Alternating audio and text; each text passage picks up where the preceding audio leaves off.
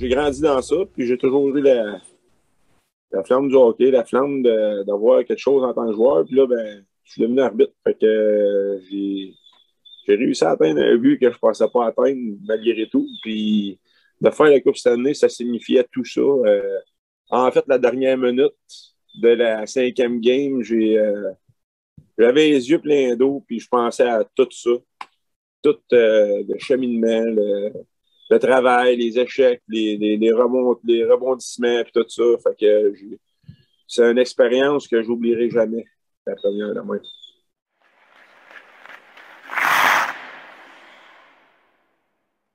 On était un petit groupe, tu sais, on était tout le temps, ben, pas tout le temps ensemble, mais pour une bonne partie du temps, on était au moins 6, 7 ou 8 toujours ensemble. Fait que ça fait différent de la saison. Toute la saison, on était seuls. On voyageait seuls, on se voyait pas, on dînait pas ensemble. Euh, j'ai eu mes premiers matchs en demi-finale aux États-Unis. Fait que les procédures sanitaires étaient peut-être un petit peu plus relaxes. On pouvait marcher ensemble, aller chercher à manger, ramener ça à l'hôtel. Mais, tu sais, on faisait un petit peu plus d'activités en groupe. Ça, j'ai vraiment trouvé ça le fun. Écoute, mais reste que le but ultime, c'est d'être sur la glace, puis de triper sur la glace. Quand tu embarques sur la glace pour la finale, puis le monde est fou. Le premier était à Tampa. La était pleine, ça criait tout l'après-midi. C'est vraiment l'apogée de ce que tu veux faire. C'est vraiment cool. Vraiment le fun.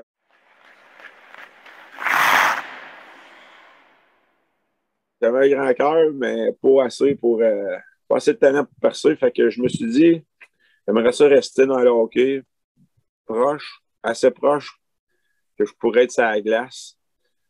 Ça glace en tout temps. Je sais que les entraîneurs, ils vont faire les pratiques, toute la patente, mais moi, je voulais être dans le feu de l'action, puis je voulais être dans. Puis là, c'est là que mon père m'a parlé, puis il m'a demandé ça t'intéresserait pas d'essayer d'arbitrer. Premièrement, tu pourrais patiner, puis deuxièmement, ça pourrait arrondir tes fins de mois, tu sais, dans le test à ça. Fait que j'ai dit, ben, tu sais quoi, je l'essaye. Puis la piqûre a été immédiate. La première année, j'ai fait du novice ici à Saint-Louis-de-France, puis après ça, ben, je te dirais après la fête, avec Doug et toute la patente, j'ai commencé à faire du plus haut calibre. J'ai fait des tournois, j'ai fait le tournoi Bantam, j'ai fait le tournoi Pee-Wee, le tournoi Midget. Il m'a amené assez vite dans les échelons, disons. J'ai commencé à 15 ans. Je suis en secondaire 3 ou 4. Euh, J'allais souvent voir les matchs seniors chez nous. Ça brossait pas mal, puis c'était intéressant. Puis je restais à même pas 1 kilomètre de l'Arena. J'étais tout le temps rendu à l'Arena. Mais j'ai deux frères qui jouaient tout le temps. Mon père jouait tout le temps. Moi, j'étais tout le temps là. Fait que j'étais tout le temps à l'Arena. Euh, J'allais voir ces parties-là vendredi soir, puis mon frère, le plus vieux, Dave, était juge de ligne dans cette ligue senior. Puis je trouvais ça cool, la façon que le monde venait un peu fou, parce que c'est un arena de 1200 sièges, il va y avoir 3000 personnes, je sais pas.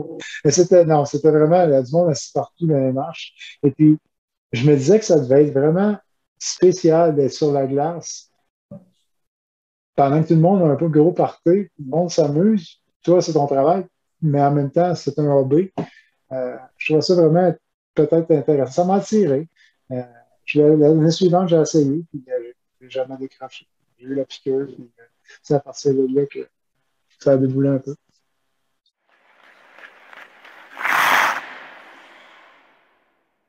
Si tu y crois, on ne sait jamais, ça peut arriver. Tu sais, je suis l'exemple parfait que j'y ai cru, puis détermination, travail, je te dirais passion aussi.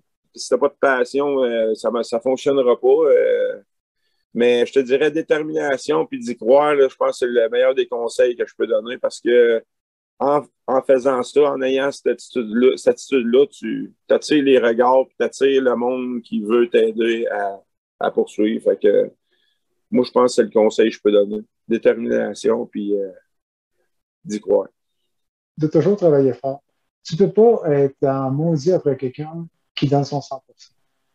Oui et non, là, mais je veux dire, tu peux pas lui en vouloir de donner son maximum. Si tu embarques sur la glace, que ce soit un atome, un midget, un junior, un national, tu donnes tout ce que tu as, il y a que des bonnes choses. Puis en même temps, mais tu sais jamais qui est dans l'arena. Mais il y a peut-être un superviseur au niveau régional, peut-être un superviseur au niveau provincial qui est là. Tu t'y attends pas, là, il est là, il te voit, il va travailler, il voit que tu donnes ton 100%. C'est un moindrement de talent. Je pense que à ce moment-là, tu vas avoir un petit red flag avec ton nom. Et peut-être que ça va déboucher assez rapidement.